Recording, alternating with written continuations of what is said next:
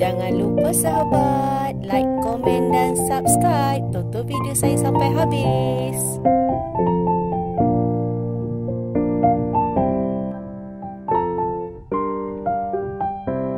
Assalamualaikum sahabat semua, apa khabar? Semoga kita sentiasa sihat, diberkati Allah dan dilimpahkan rezeki seluas-luas lautan. Amin amin ya rabbal alamin. Berjumpa lagi dengan saya, Aisyah Bunga. Hari ini saya nak kongsikan dengan sahabat semua cara penjagaan pokok Philodendron grossum. Ni okey, masa saya beli tu, di awal saya beli tu memang kecil. Nanti saya akan tunjukkan pokok yang baru saya beli tu di bahagian bawah sini. Nanti saya akan kongsi dengan sahabat semua dari kecil dan sampai besar macam ni saya beli. Nampak? Okey. Tak sampai setahun lah. Dalam 7 bulan, 6 bulan dah besar macam tu. Okey, nak tahu tipsnya, cara penjagaan untuk cepat besar Philodendron grossum? Jom ikuti video saya sampai habis. Okey, Philodendron grossum ni dia tak suka dengan panas. Okey, masa kecil saya kerap baja lah, seminggu sekali baja organik. Okey, jangan letak baja tu dekat dengan pokok. Kita jauhkan sikit dari batang pokok. Elakkan dari menguning dan pokok terbakar daun.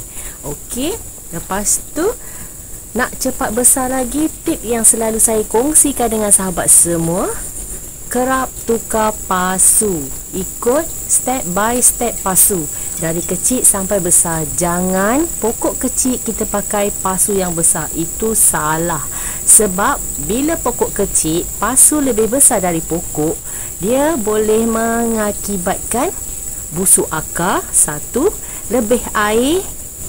Bila lebih air, sebab tanah lebih banyak dari pokok, dia boleh membuatkan kita busuk akar. Bila dah busuk akar, sayanglah sahabat semua, pokok sakit, makin lama daun, 1 daun, 2 daun, apa masalah?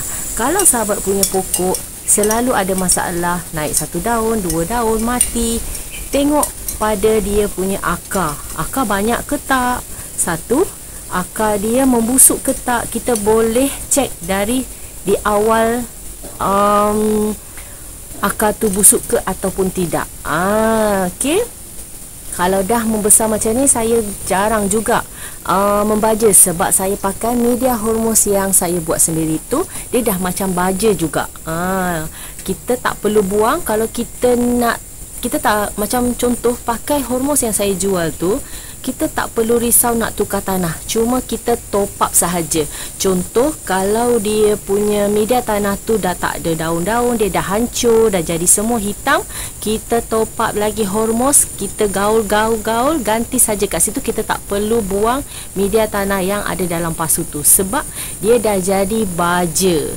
Bila dah jadi baja, dia sihat untuk tanaman lah. Itu tanaman saya semua sihat. Kadang saya jarang juga membaja, cuma dari kecil je saya baja. Dah besar memang saya tak pernah bagi baja. Saya memang pakai produk saya sendiri, hormos yang saya jual tu saja. Okey. Okey, lepas tu jangan lupa pasu tu yang penting. Ni pun nanti saya nak ajar sahabat semua, kita nak tukar pasu. Okey, pasu dia dah semakin besar. Okey, nampak? Lebih besar dari saya. Nampak? Okey, lebih besar dari saya. Saya nak tukar lagi pasu yang lebih besar. Ni pasu yang saya ada yang lebih besar. Okey, kalau lebih besar dari ni, memang saya dah tak tukar pasu lagi. Okey, sebab grossum ni, pokok Philodendron grossum ni, dia cepat membesar. Ikut pada penjagaan kita lah.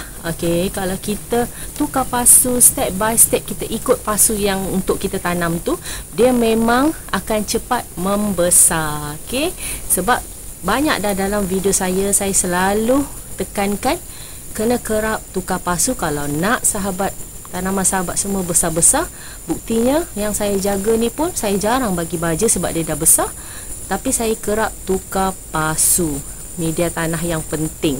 Kalau tanah banyak, makan lama ataupun makan masa, pokok akan dijangkiti penyakit dan membusuk akar sebab tanah terlampau banyak. Untuk media kita tu, jangan tanah terlampau banyak. Jom ikuti video saya nak tukar pasu. Jom. Okey, untuk Philodendron glurosum ni, dia memang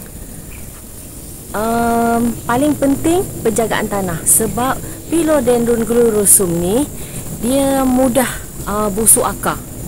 Kalau kita pakai media tanah yang banyak, takut cepat akar tu membusuk. Kalau nak sihat macam media saya, macam pokok saya ataupun tanaman saya Philodendron glurosum ni dan cepat besar, ikut tips dari saya, tips saya sendiri. Okey, media tanah kena betul, baja seminggu sekali. Kalau dah besar, tak kisah, ikut pada media tanah yang sahabat pakailah. Okey, kena rajin siram, tak kisah. Tempat saya hari-hari kena hujan. Okey, tengok pada media tanah jugalah. Kalau media tanah poros, tak kisah.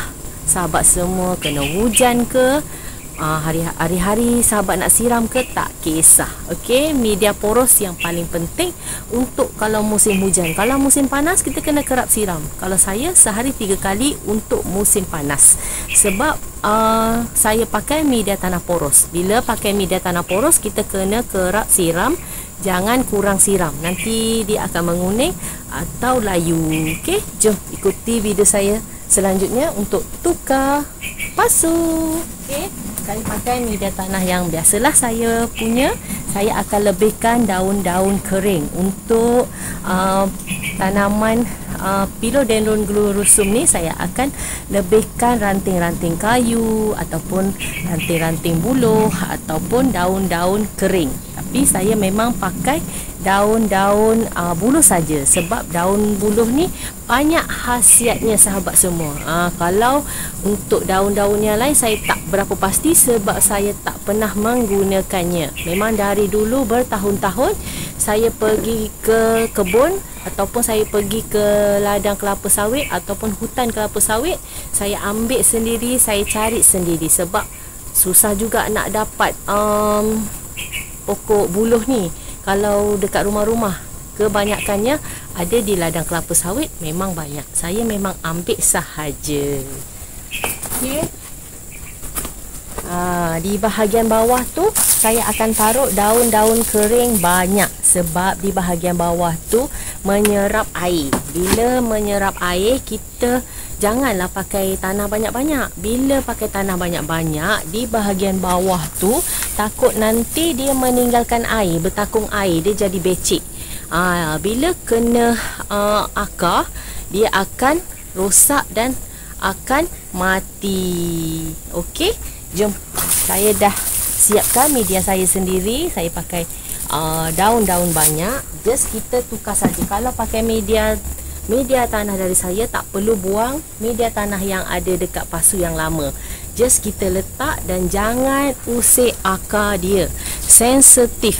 Okey. Untuk tanaman apa-apa pun, kalau kita nak tukar pasu, kalau boleh, tu saya cakap, kalau pakai media tanah yang bagus, dia tak akan menyusahkan kita bila kita nak tukar pasu nanti. Sebab media tanah yang saya pakai ni, dia macam organik.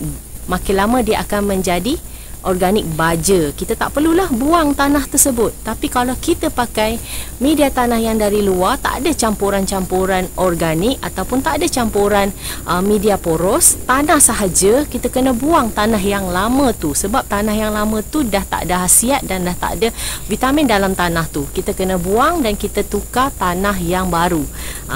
Perbezaannya tanah biasa ataupun tanah hitam dan tanah organik. Bila kita pakai tanah organik, tak perlu kita buang tanah yang lama, just kita tambah sahaja tanah yang baru, dah kita boleh pakai untuk pasu yang baru. Jom. Okey, ni dia. Kita perlahan-perlahan keluarkan dia.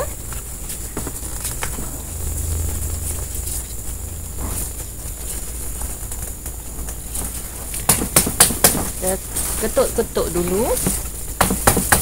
Kalau pakai hormos kita tak perlu korek-korek dia, tak payah bersusah payah sebab dia media ringan, media poros.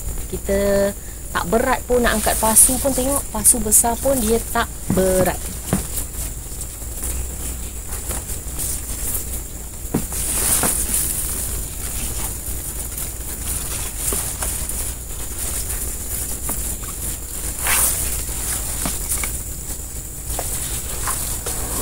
Okey, jom.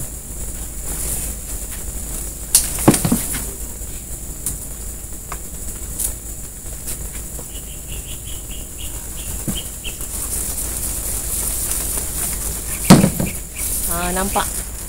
Senang je kita nak tarik, tengok. Akar semua segar sahaja. Nampak? Akar semua cantik.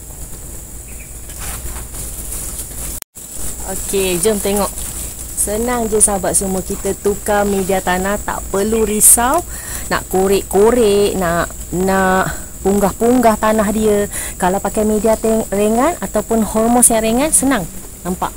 Tak berat, akar pun cantik, nampak? Akar pun sihat.